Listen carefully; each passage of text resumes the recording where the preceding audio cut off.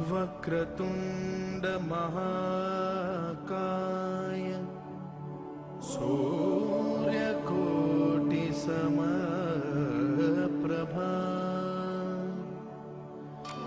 निर्विघ्नं कुरु मे देव सर्वकार्येषु सर्वदा।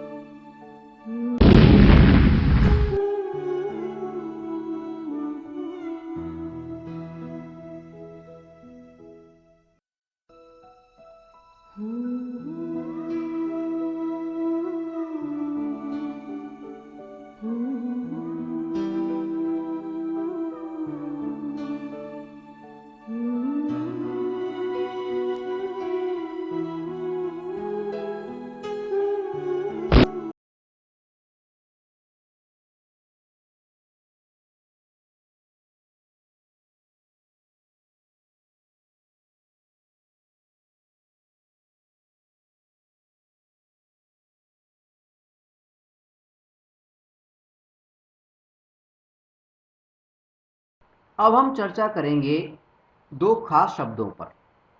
पहला शब्द है जीनोटाइप, जीनोटाइप, और दूसरा शब्द है फिनोटाइप, फिनोटाइप। अब जीनोटाइप का क्या मतलब होता है और फिनोटाइप का क्या मतलब होता है? अगर हमसे कोई कहे कि किसी जीव का, किसी ऑर्गेनिज्म का जीनोटाइप बताइए, या किसी जीव का या किसी ऑर्गेनिज्म का फिनोटाइप बताइए, तो उसका मतलब क्या है? देखिए, जीनोटाइप का मतलब होता है जीव में मौजूद जीन पैटर्न। क्या है? जीव में मौजूद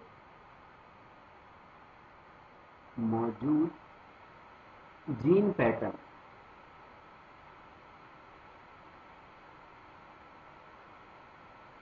जीव में मौजूद जीन पैटर्न। अब जीन पैटर्न का क्या मतलब है कि उस जीव में जीन किस प्रकार से व्यवस्थित हैं, कौन कौन से जीन हैं और वो किस प्रकार से व्यवस्थित हैं, इसको हम कहते हैं जीनोटाइप। ठीक। और फिनोटाइप का क्या मतलब होता है? फिनोटाइप का मतलब होता है कि उस जीव के अंदर जो जीन पैटर्न मौजूद था, उस जीन पैटर्न के कारण क्या क्या लक्षण उभर करके सामने आ रहे। यानी फिनोटाइप का मतलब हो गया लक्षणों का पैटर्न, लक्षण पैटर्न।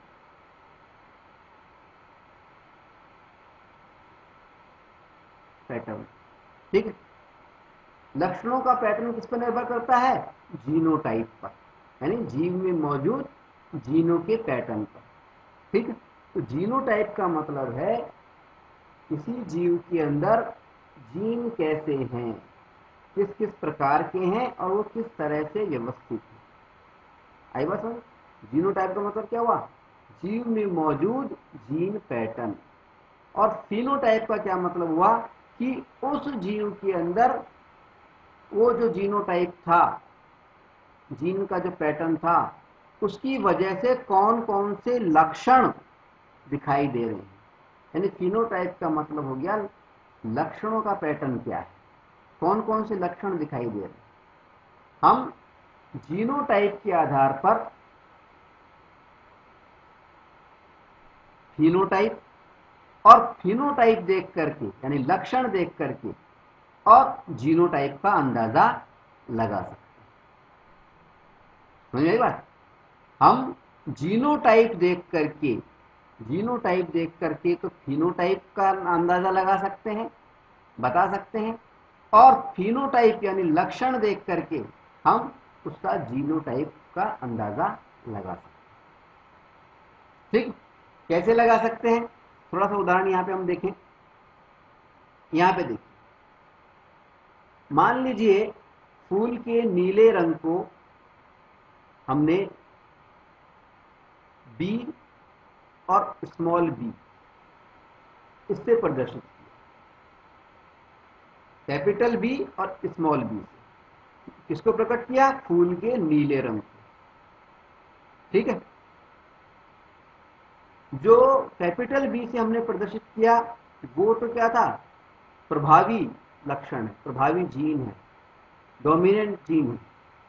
ठीक है, और प्रभावी जीन क्या कर रहा है इसके अंदर, मान लीजिए नीला बना रहा है, नीला बना।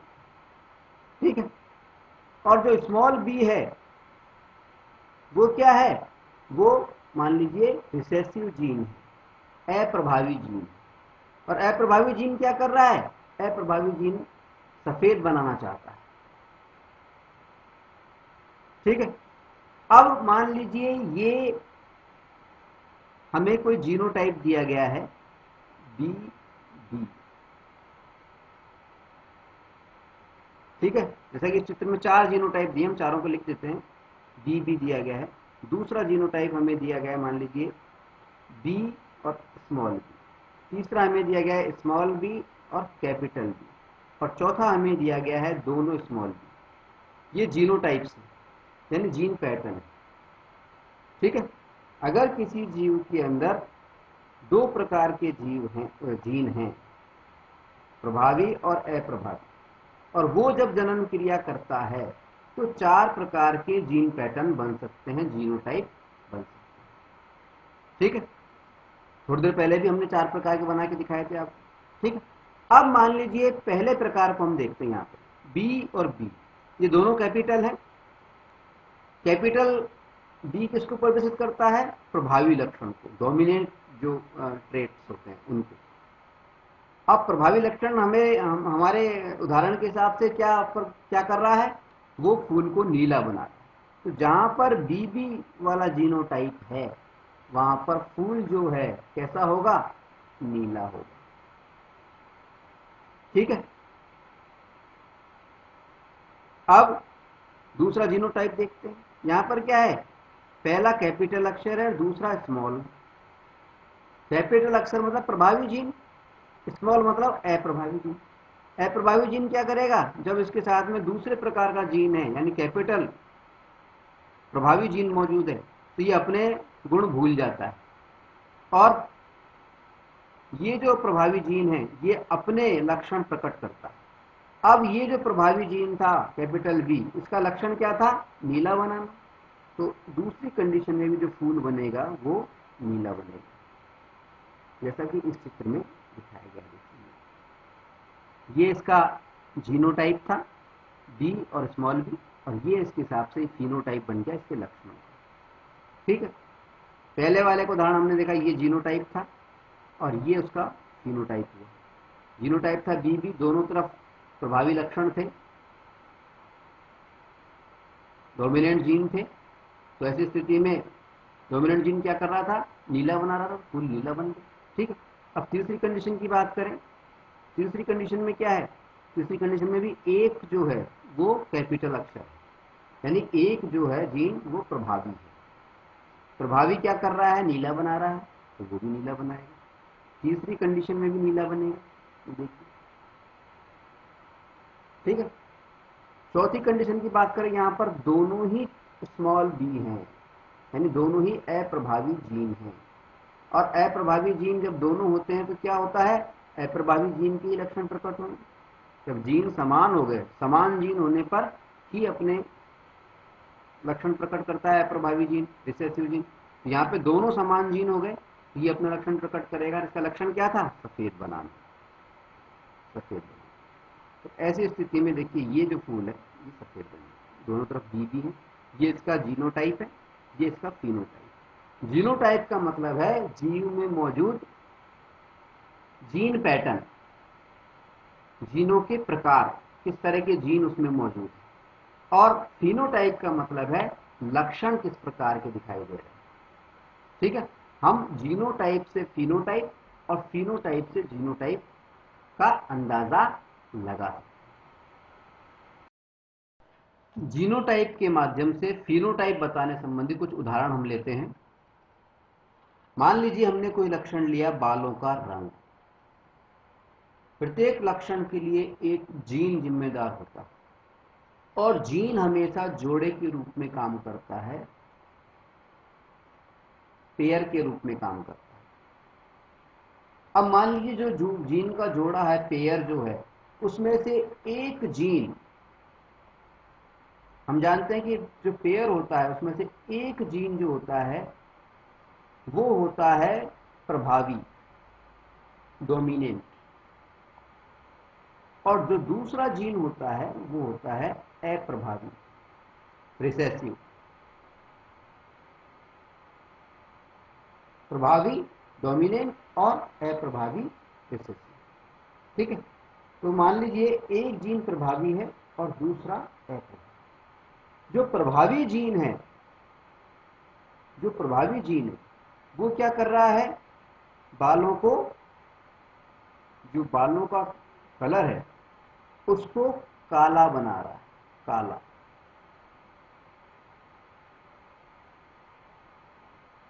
ठीक है, और मान लीजिए अप्रभावी जो जीन है, रिसेसिव जो जीन है, वो क्या करता है, बालों के रंग को भूरा बनाता है, भूरा, भूरा।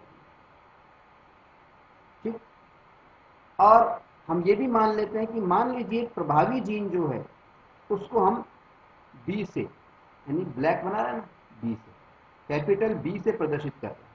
क्योंकि जो भी प्रभावी जीन होते हैं, डोमिनेंट जीन होते हैं, उसको हम हमेशा कैपिटल, अंग्रेजी के कैपिटल अक्षर से डिनोट करते हैं। अप्रभावी जीन या रिसेसिव जीन को हम क्योंकि स्मॉल अक्षर से, अंग्रेजी के स्मॉल लेटर से प्रदर्शित करते हैं, इसलिए यहाँ पे जो भूरा है यानी ब्राउन, उसको हम स्मॉल बी से प्रदर्शित करेंगे। ठीक, अब मान लीजिए हमें कुछ जीनोटाइप दिए गए, जीन पैटर्न दिए। कैसे दिए हुए जीन पैटर्न, इधर मैं जीन पैटर्न लिख रहा हूं, जीनोटाइप, यहां पे मैं लिख रहा हूं जीनोटाइप, जीनो टाइप या जीन पैटर्न। क्या लिख रहा हूं, मान लीजिए पहला जीनोटाइप है बी, बी, दोनों कैपिटल बी है। ठीक है, दूसरा जीनोटाइप है दोनों स्मॉल बी, दोनों छोटे बी। और तीसरा टाइप है एक कैपिटल बी है और एक स्मॉल बी। ठीक, अब इन जीनोटाइप को देख करके, बी का मतलब हम समझ ही गए, कैपिटल बी काला बनाने के लिए जिम्मेदार है और प्रभावी जीन है, और स्मॉल बी जो है वो भूरा बनाने के लिए जिम्मेदार है और अप्रभावी या रिसेसिव जीन है।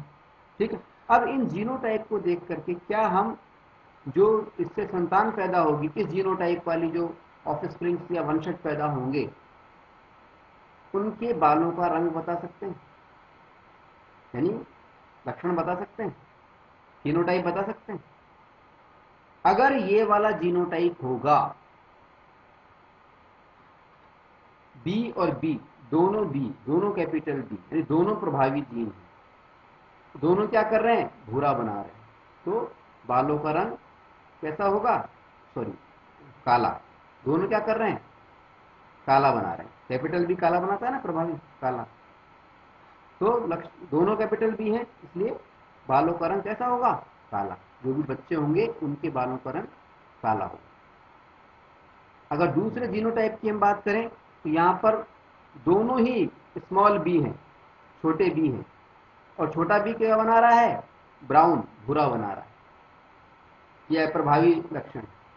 और क्योंकि दोनों ही छोटे बी हैं, इस स्थिति में ही अप्रभावी लक्षण या जो रिसेसिव जीन होता है वो इफेक्टिव होता है, वो अपना लक्षण दिखाता है। तो यहाँ पर क्या हो गया? बी बी करके जब दोनों स्मॉल बी हैं, यहाँ पे अप्रभावी जो लक्षण है यानी भूरा बनाने वाला लक्षण है वो प्रकट होगा। तीसरे जीनोटाइप की अगर हम बात करें, तीसरे जीनोटाइप में क्या है? एक तो कैपिटल बी है और एक स्मॉल बी है। अब कैपिटल बी आते ही हमें क्या देखना है? ये प्रभावी जीन, कैपिटल अक्षर लिखा हुआ है तो प्रभावी जीन। प्रभावी जीन की खासियत क्या होती है?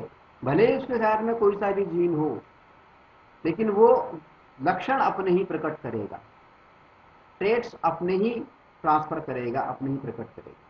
ठीक है, तो इसका क्या लक्षण है प्रभावी जीन का? काला बनाना। कैपिटल बी का क्या है? काला बनाना। तो कैसी संतान पैदा होगी? जो संतान पैदा होगी उसके बालों का जो रंग होगा वो काला होगा। ठीक है, तो ये हमने जीनोटाइप हमें दी गई थी, इससे हमने ये फिनोटाइप निकाल लिया, यानी लक्षण ज्ञात कर लिया। हम उल्टा भी कर सकते हैं। उल्टा कैसे कर सकते हैं? उल्टा ऐसे कर सकते हैं, मान लीजिए किसी बच्चे के बाल भूरे, हमने यहां लक्षण लिख दिया भूरे बाल, भूरे बाल। ठीक है, और दूसरे बच्चे के जो बालों का रंग है उसका लक्षण लिख दिया काले बाल, काले बाल। ये लक्षण है, लक्षण है यानी फिनोटाइप। ये क्या है? लक्षण या फिनोटाइप।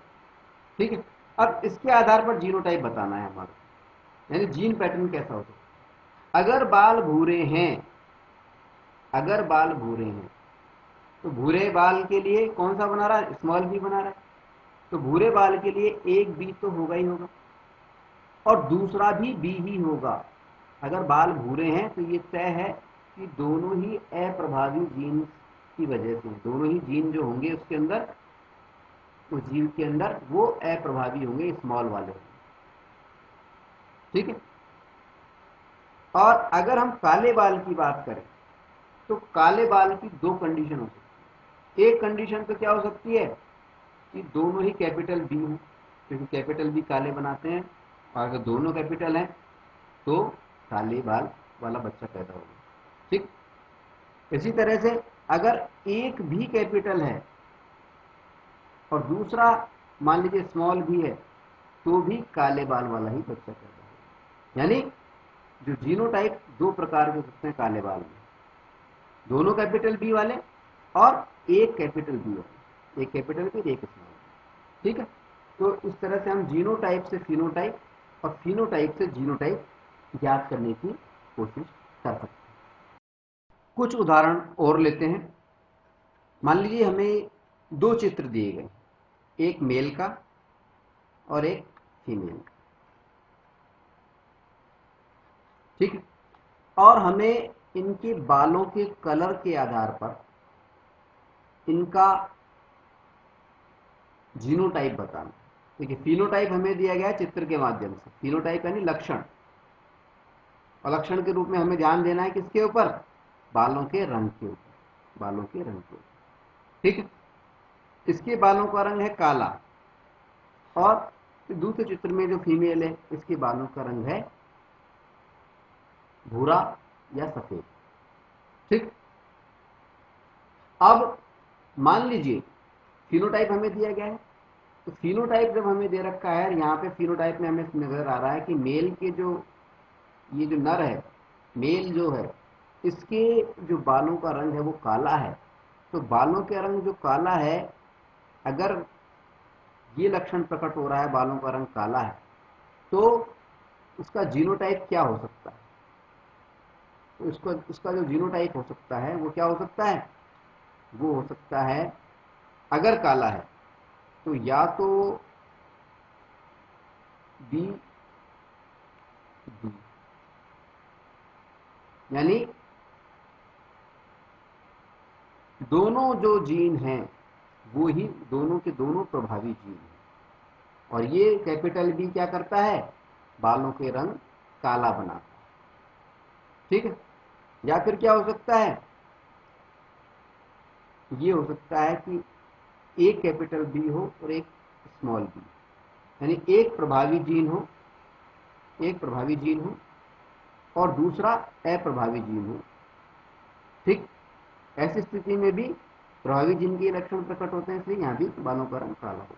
यानी अगर हम काले रंग के बाल के किसी व्यक्ति को देखें और उसको जीनोटाइप बताना चाहें, उसको जीनोटाइप इस तरह से सकता है, या तो वो होगा बी बी यानी दोनों कैपिटल बी, और या फिर होगा एक कैपिटल बी और एक स्मॉल बी, एक छोटा बी। ठीक, इसी तरह से अगर हम सफेद या भूरे बाल वाले किसी भी व्यक्ति को देखें, चाहे वो मेल हो चाहे फीमेल, तो उसका अगर हम जीनोटाइप बताना चाहें तो भूरे बाल कब होते हैं या सफेद बाल कब होते हैं, जब अप्रभावी जो जीन है, रिसेसिव जो जीन है वो मौजूद है। रिसेसिव जीन क्या करता है, अपने समान जो जीन होते हैं उसकी उपस्थिति में अपने लक्षण दिखाता है।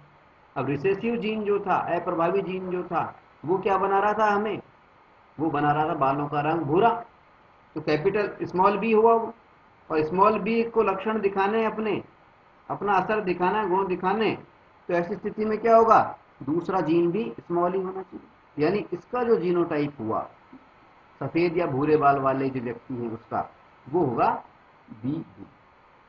ठीक, अब मान लीजिए ये दो मेल और फीमेल जो हैं ये रिप्रोडक्शन करते हैं, ये आपस में जनन करते हैं।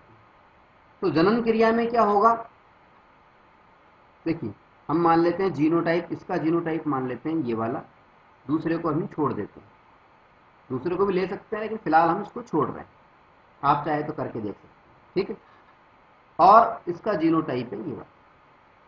ठीक, अब ये दोनों रिप्रोडक्शन करते हैं, आपस में जनन करते हैं। तो जनन के अंदर क्या होता है कि जो विशेष प्रकार की कोशिकाएं होती हैं, जनन कोशिकाएं, सेक्स सेल, जनन कोशिका, यानी मेल और फीमेल दोनों से एक एक जनन कोशिका आती है। और जनन कोशिका में खास बात क्या होती है, जो सामान्य कोशिका होती है उसका जो जीनोटाइप है, जैसे बी बी, इनमें से कोई एक जीन ही इसमें आ सकता है जनन कोशिका के रूप में। तो मान लीजिए ये वाला बी आए या ये वाला बी आए, दोनों ही कैपिटल है इसलिए यानी बी आना तय है। ठीक है, इसी तरह से फीमेल की अगर बात करें तो फीमेल की जो जनन कोशिका है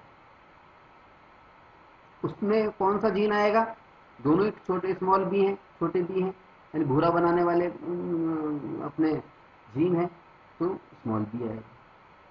ठीक है, और जब ये दोनों मिलकर के जाइगोट बनाएंगे, जाइगोट यानी सिंगल कोशिका, एक एकल कोशिका, जनन में क्या होता है, नर की कोशिका यानी मेल की जो जनन कोशिका है वो, और फीमेल की जो जनन कोशिका है, मेल और फीमेल दोनों की जनन कोशिकाएं, सेक्स सेल, आपस में मिलते हैं और एक नई कोशिका बनाते हैं जिसको कि हम बोलते हैं जायगोट, जायगोट या युग्मनज, युग्मनज। ठीक है, अब ये जो जायगोट या युग्मनज बनता है, इस जायगोट में कौन कौन सी सेक्स सेल आई, एक तो ये कैपिटल बी और एक स्मॉल बी। अब जाइगोट में जब ये जनन कोशिका आई कैपिटल बी और स्मॉल बी, तो जो बच्चा होगा, जाइगोट से जो बच्चा बनेगा उसके बालों का रंग कैसा होना चाहिए, देखिए बी कैपिटल है, ये स्मॉल है। कैपिटल बी किसको बता रहा है, प्रभावी जीन को। प्रभावी जीन कौन सा होता है, जो दूसरे जीन की उपस्थिति में भी अपने ही लक्षण प्रकट करे। तो प्रभावी जीन क्या कर रहा था, किसके लिए जिम्मेदार था, हमने देखा था कि ये बालों को काला बनाने के लिए जिम्मेदार होता है। और जबकि ये जो छोटा बी है अप्रभावी या रिसेसिव जीन है, ये बालों को सफेद या भूरा बनाना चाहता है। तो जब इसके साथ में प्रभावी जीन मौजूद है तो ये अपने लक्षण भूल जाता है, यानी बालों को भूरा बनाने की बात ये भूल जाता है, और जो संतान पैदा होती है उसके जो बालों का रंग होता है वो काला हो काला हो क्योंकि जाइगोट के अंदर जो जनन कोशिकाएं आई हैं मेल और फीमेल से, नर और मादा से, उसके अंदर एक क्या है, डोमिनेंट जीन, प्रभावी जीन। और प्रभावी जीन क्या कर रहा है, वो बालों को काला बनाना चाहता है। तो प्रभावी जीन काला बनाना चाहता है तो फिर काला ही बनेगा। ठीक, एक उदाहरण और लेते हैं। मान लीजिए हमें जो चित्र दिया गया है उसके अंदर जो मेल है उसके जो बाल हैं वो सफेद या भूरे हैं, और फीमेल जो है उसके जो बालों का रंग है वो काला। अब मेल के बाल अगर भूरे हैं तो इसका जो जीनोटाइप होगा, जीन पैटर्न होगा, वो कैसा होगा। भूरे बाल कब होते हैं, जब दोनों ही स्मॉल बी, जब इसकी कोशिकाओं के अंदर, इस मेल की जो कोशिकाएं हैं उनके अंदर दोनों ही जीन अप्रभावी हों, रिसेसिव जीन हो, तब ये भूरे बाल बनते हैं। ठीक, अब अप्रभावी जीन क्या कर रहा है, भूरे बाल बना रहा है या सफेद बाल बना रहा है। ठीक, अगर हम बात करें फीमेल की तो फीमेल के बाल हैं काले। अब काले बाल कब बनते हैं, काले बाल का जीनोटाइप कब होता है, क्या होता है। अगर बाल काले हैं तो इसका मतलब ये तो तय है कि एक जीन, कम से कम एक जीन, इसकी कोशिका में जो जीन है उसमें कम से कम एक जीन या दोनों ही जीन, ये दो जीन जो हैं इनमें से कम एक जीन या ये दोनों ही जीन कैपिटल है। तो अगर एक जीन कैपिटल है तो इसका जीनोटाइप होगा बी और स्मॉल बी और स्मॉल बी। ठीक है, बी और स्मॉल बी। और अगर दोनों ही जीन जो हैं वो डोमिनेंट है, प्रभावी हैं, तो वो होगा, इसका जीनोटाइप हो जाएगा बी बी। ठीक है, आई बात समझ। अब मान लीजिए हम इन दोनों के अंदर जन्म करें, मान लीजिए ये भूरे बाल वाला व्यक्ति इस काले बाल वाली जो महिला है, फीमेल जो है, इसके साथ मिलकर के जन्म क्रिया करता है या रिप्रोडक्शन करता है। तो जो बच्चा है उसके जो बाल हैं वो किस प्रकार के हो सकते हैं, कैसे हो सकते हैं। देखिए ये बी जो है, स्मॉल बी जो है दोनों, ये क्या बता रहे हैं, जीनोटाइप किसका बता रहे हैं, मेल का। यानी इससे साबित हो रहा है कि जो पुरुष है, जो मेल है, जो नर है, उसकी जो कोशिकाएं हैं उसके अंदर दो अप्रभावी जीन, रिसेसिव जीन मौजूद हैं जो कि बालों का रंग भूरा या सफेद बनाना चाहते हैं। ठीक है, और इस साइड में हम मान लेते हैं कि ये वाली पोजीशन ले लेते हैं कि जो काले बाल वाली महिला है उसकी जो कोशिका है उसके अंदर जो जीन है उनमें एक जीन तो प्रभावी जीन है यानी कैपिटल बी है, और दूसरा जीन अप्रभावी जीन है यानी स्मॉल बी। कैपिटल बी जो है, प्रभावी जीन जो है, वो बालों को काला बनाना चाहता है। अप्रभावी जीन बालों को भूरा या सफेद बनाना चाहता है, स्मॉल बी भूरा या सफेद बनाना चाहता है। लेकिन क्योंकि साथ में प्रभावी जीन मौजूद है इसलिए चलेगी किसकी, प्रभावी जीन, यानी बाल बनेंगे काले। ठीक है, तो इसके जीनोटाइप में ये चीज। अब जब ये दोनों रिप्रोडक्शन करते हैं, आपस में जन्म करते हैं, तो एक जनन कोशिका, जनन के अंदर क्या होता है, एक जनन कोशिका जो होती है वो तो आती है मेल से, और एक जनन कोशिका आती है फीमेल से। ठीक है। अब ये जो कोशिकाएं हैं सामान्य कोशिका, जनन के अंदर इन दोनों में से सामान्य कोशिका में 2 जीन मौजूद हैं, लेकिन जनन कोशिका जो होती है उसमें इन 2 जीनों में से सिर्फ कोई सा भी एक जीन आ सकता है, कोई सा भी एक। ठीक है। अगर मान लीजिए कि दोनों बी है तो इनमें से कोई सा भी आए, लेकिन जनन कोशिका में आएगा कौन सा? स्मॉल बी, यानी बालों को भूरा या सफेद बनाने वाला जीन, जो कि अप्रभावी है। यानी जब इसके साथ में स्मॉल बी वाला जीन होगा तभी इसके लक्षण दिखेंगे। ठीक है। अब अगर बात करें फीमेल की, तो फीमेल का जीनोटाइप है कैपिटल बी और स्मॉल बी। तो इससे जो जनन कोशिका आएगी महिला से, फीमेल से, वो 2 प्रकार की हो सकती है। वो या तो हो सकती है कैपिटल बी या हो सकती है स्मॉल बी, कोई सी भी हो सकती है। तो अगर कैपिटल बी आई, अगर ये और ये कैपिटल बी आई, तो जीनोटाइप क्या बन जाएगा? स्मॉल बी और कैपिटल बी। ठीक है, स्मॉल बी कैपिटल बी। एक बी कैपिटल है, यानी एक जीन प्रभावी है। तो प्रभावी जीन क्या कर रहा है? बच्चे के बालों का रंग कैसा बना रहा है? काला। कैपिटल बी क्या बना रहा है? काला। तो बच्चे के जो बाल होंगे वो काले होंगे, काले बाल। अगर कंडीशन दूसरी हुई, कंडीशन दूसरी क्या है? मेल से, यानी पुरुष से या नर से जो जीन आ रहा है वो तो बी ही आ रहा है, स्मॉल बी ही आएगा, तो दोनों ही बी हैं, स्मॉल बी। लेकिन मान लीजिए हो सकता है, अब महिला के अंदर 2 तरह के बी थे, कैपिटल बी और स्मॉल बी। कैपिटल बी पहले आ गया, हमने करके देख लिया। अब मान लीजिए हो सकता है महिला से भी स्मॉल बी आ जाता है, छोटा बी आ जाता है, ये डबल बी बन गया, महिला से भी स्मॉल बी ही आ गया। ठीक है। तो ऐसी स्थिति में क्या होगा? जीनोटाइप, जीन पैटर्न क्या हो गया? स्मॉल, दोनों स्मॉल बी हो गए। दोनों स्मॉल बी होने पे क्या होगा? अप्रभावी लक्षण दिखाई देगा। अप्रभावी लक्षण कौन सा था? बालों को भूरा या सफेद बनाने का।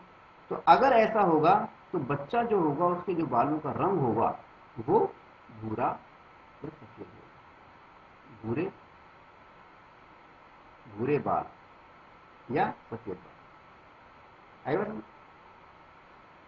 बात समझ में आ रही है? नहीं, इस तरह से ये हमारे बालों का कलर जीन से डिसाइड होता है। हरी बात समझ। अगले उदाहरण में मान लीजिए जो मेल है और जो फीमेल है, इन दोनों के ही बालों का रंग काला है। कैसा है बालों का रंग? काला। तो इनके बच्चों के बालों का रंग कैसा होगा? ठीक है, ये हमें ज्ञात करना है। अब बालों का रंग काला है तो इनका जो जीनोटाइप होगा, लक्षण तो दे दिया, फिनोटाइप यानी लक्षण तो हमें बता दिया कि बाल काले हैं। अब इसके आधार पे हमें जीनोटाइप बताना है। तो जीनोटाइप क्या होगा बालों का? देखिए, अगर काले बाल हैं तो जीनोटाइप क्या हो सकते हैं? 2 प्रकार के हो सकते हैं। पहला क्या हो सकता है कि या तो दोनों के दोनों ही जो जीन है वो प्रभावी जीन है। एक कंडीशन तो ये हो सकती है, दोनों ही जीन कैपिटल हैं, कैपिटल बी हैं, दोनों ही प्रभावी जीन हैं, और प्रभावी जीन क्या करता है? बालों को काला बनाता है। ठीक। या फिर ऐसा हो सकता है कि इन दोनों में से कम एक जीन प्रभावी, एक कैपिटल बी है, एक छोटा। अब एक जीन जब प्रभावी है तो इसका मतलब प्रभावी जीन का काम क्या होता है? डोमिनेंट जीन का काम क्या होता है? अपने ही लक्षण दिखाता है। तो अपना लक्षण क्या है? Black hair. तो इसका जो ब्लैक हेयर वाले का जो जीनोटाइप होगा वो ये वाला होगा, या तो कैपिटल बी बी होगा या एक बी कैपिटल होगा और दूसरा स्मॉल बी होगा। ठीक है, ये की ये बात फीमेल के लिए भी लागू होगी। या तो जीनोटाइप फीमेल का इसका ये होगा, और या फिर जीनोटाइप क्या होगा? एक बी बड़ा और एक बी छोटा। ठीक। अब इनमें से हम किसी को भी चुन सकते हैं, किसी को भी चुन सकते हैं। चाहे तो हम ऐसा करते हैं, देखिए कैपिटल भी मान लो इसके आधार पे बात करें, ये तो सरल हो जाएगा। ये बी बी इन बी बी, इनको जब हम करेंगे तो हमेशा काले ही बाल होंगे, तो इसको हम नहीं लेते हैं। हम बात करते हैं इस वाले जीन पैटर्न की, मान लीजिए जीनोटाइप ये वाला है, मेल का ये वाला है और फीमेल का जो है जीनोटाइप वो ये वाला है। ठीक है। जब ऐसा होगा तो 4 संभावनाएं होंगी जाइगोट के अंदर, यानी इससे भी एक सेक्स सेल जानी है और फीमेल से भी एक सेक्स सेल आनी है। अब मेल से जो सेक्स सेल आ रही है और फीमेल से जो जनन कोशिका आ रही है, सेक्स सेल आ रही है, मेल और फीमेल दोनों की जनन कोशिकाओं के 4 पैटर्न हो सकते हैं या 4 तरीके हो सकते हैं, 4 जोड़े हो सकते हैं, 4 जोड़े बन सकते हैं। हो सकता है इससे कैपिटल बी आ जाए, मान लीजिए इससे कैपिटल बी आ गया, ठीक है। ये भी हो सकता है इससे कैपिटल बी नहीं आए, स्मॉल बी आ जाए, ठीक है। इसी तरह से हो सकता है कि ये जो फीमेल है इससे इसमें जनन कोशिका के अंदर कैपिटल बी आ जाए, और ये भी हो सकता है कि इससे स्मॉल बी आ जाए, ठीक है। अगर दोनों से कैपिटल बी आए, अगर दोनों से कैपिटल बी आए तो जीनोटाइप क्या बन जाएगा, बी। जाइगोट में जो जीनोटाइप बना वो क्या बना, बी। अगर इससे बी आए, स्मॉल बी है, ठीक है। अगर इससे बी आए कैपिटल और इससे आए स्मॉल, तो जीनोटाइप क्या बन गया, ठीक है। ऐसा होगा। अगर ये इससे क्रिया करे, ये वाला बी या तो इससे जुड़ करके बी भी बना दे या इससे जुड़ के बी और स्मॉल बी बना दे, ठीक है। और कंडीशन क्या हो सकती है, ये जो मेल का जो स्मॉल बी है ये फीमेल के कैपिटल बी से अटैच हो सकता है, यानी स्मॉल बी और कैपिटल बी, एक कंडीशन है। चौथी कंडीशन क्या सकती है, मेल का स्मॉल बी, पुरुष का स्मॉल बी और महिला का स्मॉल बी दोनों जुड़ जाए। 4 कंडीशन, 4 कंडीशन हो गई ना। अगर दोनों कैपिटल बी हैं तो सोचने वाली जरूरत ही नहीं है, प्रभावी जीन है दोनों के दोनों, तो बालों का रंग कैसा होगा, बच्चों के जो बालों का रंग होंगे वो होगा काला, ठीक है।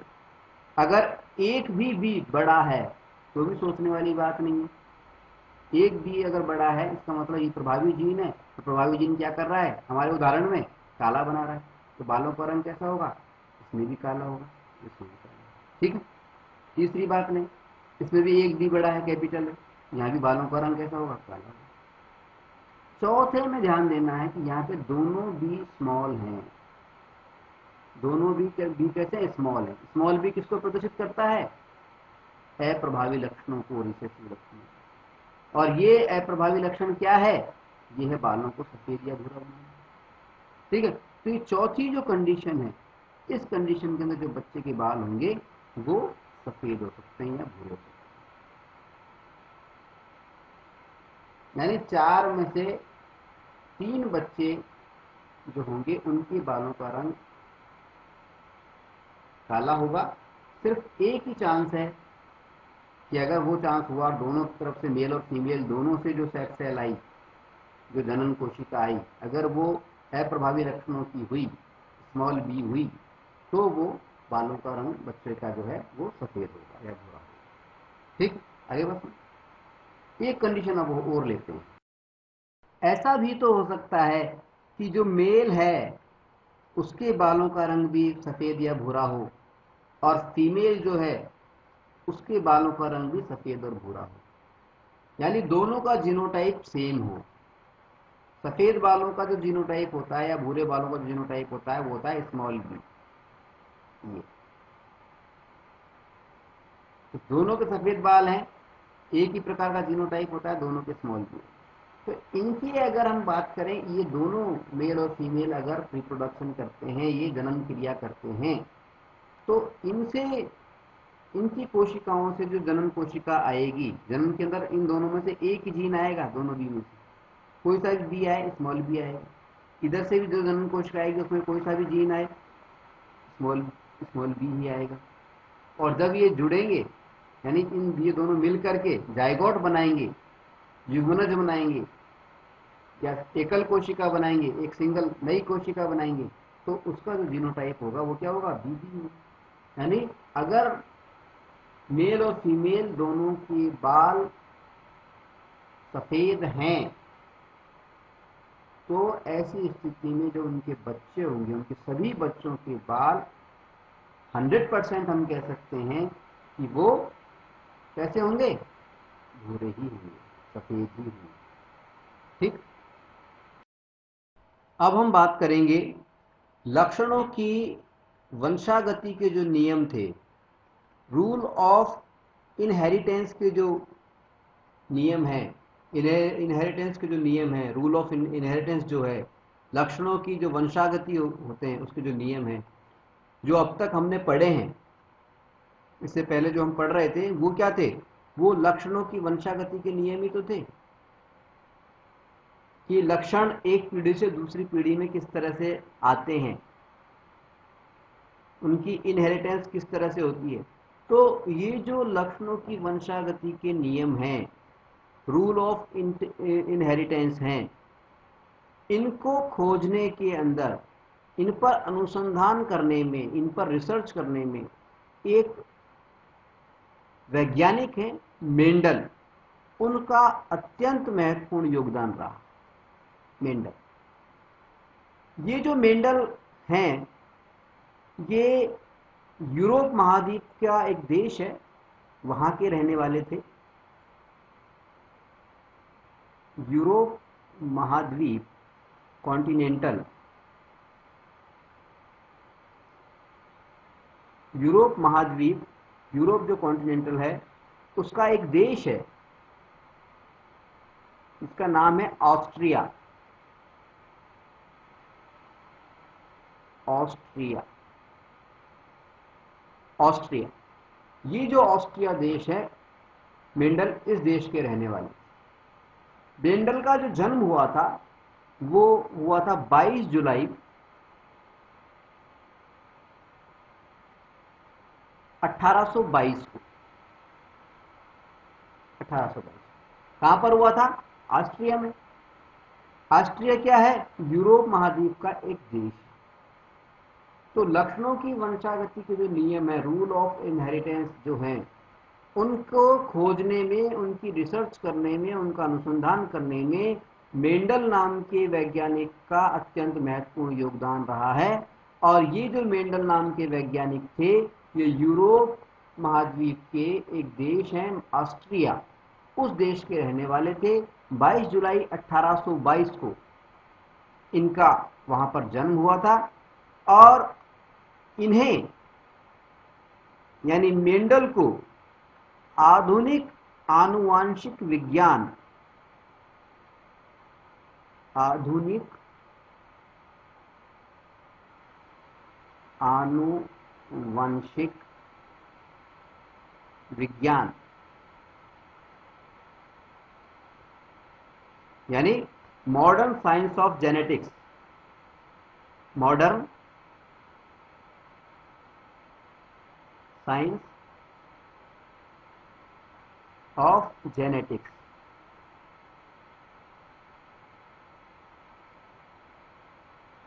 मॉडर्न साइंस ऑफ जेनेटिक्स का जनक कहा जाता है, फादर कहा जाता है, जनक, father of modern science of genetics, आधुनिक आनुवांशिक विज्ञान का जनक।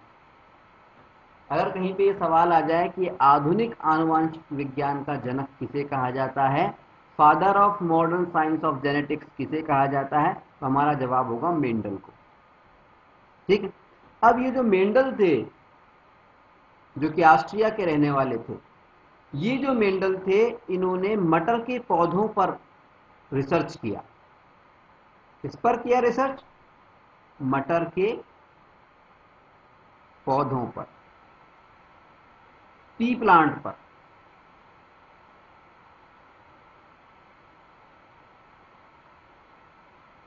मेंडल नाम के जो वैज्ञानिक थे, इन्होंने जो रूल ऑफ इनहेरिटेंस दिया, लक्षणों की वंशागति के जो नियम दिए, ये किस पर प्रयोग करके दिए? मटर के पौधों पर प्रयोग करके, पी प्लांट्स पर एक्सपेरिमेंट करके, और इस थ्योरी को इन्होंने दिया। अब सवाल ये उठता है कि मेंडल ने अपने प्रयोगों के लिए, अपनी रिसर्च के लिए मटर के पौधों को ही क्यों चुना, पी प्लांट्स को ही क्यों चुना? आइए देखते हैं। मेंडल के द्वारा अपने प्रयोगों के लिए मटर के पौधों को चुनने का, पी प्लांट्स को चुनने के 3 महत्वपूर्ण कारण थे। ये 3 कारण कौन कौन से थे?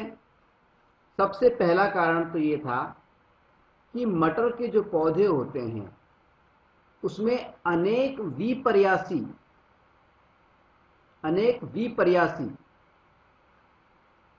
कॉन्ट्रास्टिंग, विपर्यासी को अंग्रेजी में बोलते हैं कॉन्ट्रास्टिंग।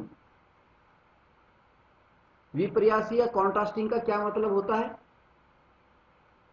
इसका मतलब होता है अपोजिट, विपरीत, एक दूसरे के विपरीत, विषम। ठीक है, विपर्यासी या कॉन्ट्रास्टिंग का क्या मतलब है?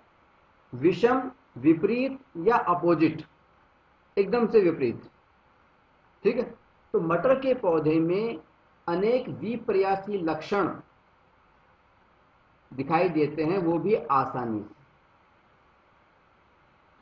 अनेक कॉन्ट्रास्टिंग कैरेक्टर्स जो हैं वो विजिबल होते हैं, आसानी से विजिबल होते हैं, आसानी से दिखाई देते हैं। ठीक है, तो पहला कारण क्या है?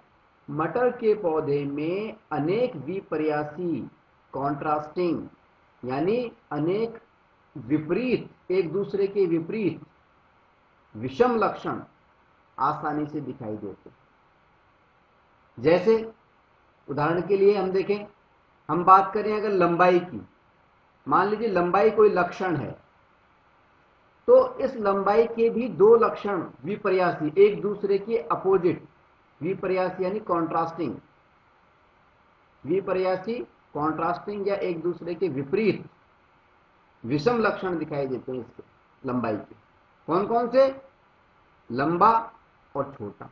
कुछ पौधे लंबे होते हैं और कुछ छोटे होते हैं। इसी तरह अगर हम बात करें फूलों के रंग की, तो फूलों के रंग के मामले में भी जो लक्षण है वो अपोजिट प्रकार के नजर आते हैं इसके अंदर। मटर के पौधे के कुछ फूल जो होते हैं वो तो बैंगनी रंग के होते हैं, और कुछ फूल जो होते हैं, कुछ मटर के पौधों के जो फूल होते हैं वो सफेद रंग के होते हैं, बड़ी आसानी से पहचाने जा सकते हैं। इसी तरह से अगर हम बात करें बीज की शेप की, जो मटर का दाना होता है या मटर का बीज होता है, उसकी आकृति की, बीज की शेप की, तो बीज की शेप भी 2 प्रकार की पाई जाती है मटर के अंदर। कुछ मटर के दाने जो होते हैं, कुछ पौधों के जो दाने होते हैं वो तो गोल पाए जाते हैं, राउंड पाए जाते हैं, और कुछ पौधों के जो बीज हैं उनकी शेप होती है झुर्रीदार। झुर्रीदार को अंग्रेजी में बोलते हैं रिंकल्ड। ठीक है, आए बस हम मटर के पौधों को चुनने का एक प्रमुख कारण ये था मेंडल के द्वारा कि मटर के पौधे में अनेक विपर्यासी लक्षण, अनेक कॉन्ट्रास्टिंग कैरेक्टर्स बड़ी ही आसानी से दिखाई देते हैं। कॉन्ट्रास्टिंग कैरेक्टर्स का मतलब होता है एक दूसरे के विपरीत लक्षण। उदाहरण के लिए अगर हम लंबाई के लक्षण की बात करें तो इसके भी 2 रूप नजर आते हैं और आसानी से नजर आते हैं। कुछ मटर के पौधे ऐसे होते हैं जो काफी लंबे होते हैं, कुछ मटर के पौधे ऐसे होते हैं काफी छोटे होते हैं। तो लॉन्ग और शॉर्ट, टाल और शॉर्ट, लंबाई को टाल भी बोलते हैं। ठीक है, टाल और शॉर्ट दोनों प्रकार के मटर के पौधे पाए जाते हैं, पी प्लांट्स पाए जाते हैं। ठीक है। इसी प्रकार से अगर हम फूलों के रंग के आधार पर बात करें तो भी फूलों का रंग भी दो प्रकार का पाया जाता है। कुछ पौधे जो होते हैं उनके अंदर बैंगनी रंग के फूल आते हैं, वॉयलेट कलर के फूल आते हैं, और कुछ जो पौधे होते हैं उनके अंदर व्हाइट कलर के पौधे फूल आते हैं, सफेद कलर के फूल आते हैं। ठीक है। अगर हम बात करें बीज की शेप की, तो बीज की शेप भी दो प्रकार की पाई जाती है। कुछ पौधे जो होते हैं मटर के, उनके अंदर तो गोल शेप के बीज पाए जाते हैं, राउंड शेप। ठीक है। और कुछ मटर के जो पौधे होते हैं उनके अंदर झुर्रीदार बीज पाए जाते हैं, झुर्रीदार दाने पाए जाते हैं, झुर्रीदार को बोलते हैं रिंकल्ड। ठीक। तो पहला कारण तो ये था कि मटर के पौधे में अनेक द्विपर्यासी लक्षण, अनेक कॉन्ट्रास्टिंग कैरेक्टर्स बड़ी ही आसानी से दिखाई देते हैं। ठीक। दूसरा कारण, अगर हम दूसरे कारण की बात करें तो दूसरा कारण यह है कि मटर के पौधे में नर और मादा, मेल और फीमेल दोनों प्रकार के जननांग पाए जाते हैं, दोनों प्रकार के रिप्रोडक्टिव ऑर्गन्स पाए जाते हैं। ठीक है। मटर के पौधे में नर और मादा, मेल और फीमेल दोनों के जननांग पाए जाते हैं, जनन वाले अंग पाए जाते हैं, रिप्रोडक्टिव ऑर्गन्स पाए जाते हैं। इससे क्या होता है? इससे मटर के पौधे में स्व परागण कराना, सेल्फ पॉलिनेशन कराना आसान हो जाता है। और मेंडल ने जो प्रयोग किए थे उनके अंदर जो आगे प्रयोग बढ़ाया था उसमें स्व परागण का काफी उपयोग किया था, सेल्फ पॉलिनेशन का काफी उपयोग किया था। तो उसने ये देखा कि मटर के पौधे में क्योंकि नर और मादा, मेल और फीमेल दोनों प्रकार के जननांग पाए जाते हैं, इसलिए इनमें स्व परागण कराना, सेल्फ पॉलिनेशन कराना आसान रहता है। इसलिए भी इन्होंने मटर के पौधे को चुना। इसके अलावा तीसरा जो महत्वपूर्ण कारण था वो ये था कि मटर का जो पौधा है, पी प्लांट जो है, वो बड़ी आसानी से और कम समय में, बेहद कम समय में, और तीसरी बात बड़ी संख्या में, तीन बातें हैं।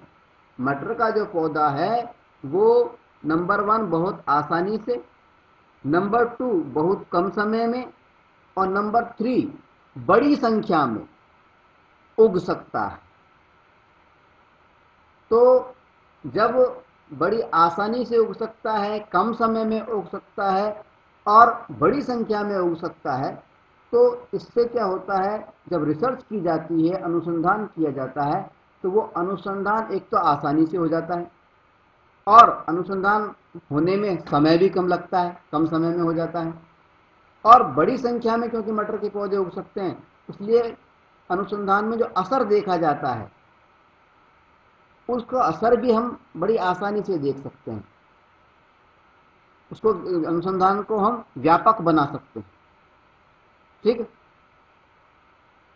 उदाहरण के लिए व्यापक का मतलब यहाँ पर ये हुआ कि अगर मान लीजिए मटर के कोई पौधा है, उससे मान लीजिए 4 ही पौधे बनते, मटर का जो दाना है उससे 4 ही पौधे बनते, तो अगर वो 4 पौधे बने हैं, 4 पौधों पे कोई सिद्धांत देना और सैकड़ों पौधों पर सिद्धांत देना, उनमें फर्क होता है। तो मटर के पौधे की खासियत क्या है? मटर का पौधा एक तो बड़ी आसानी से उग जाता है, दूसरा कम समय में उग जाता है और बड़ी संख्या में उग सकता है। इन 3 कारणों से मेंडल ने अपने प्रयोगों के लिए मटर के पौधे को चुना। ठीक है।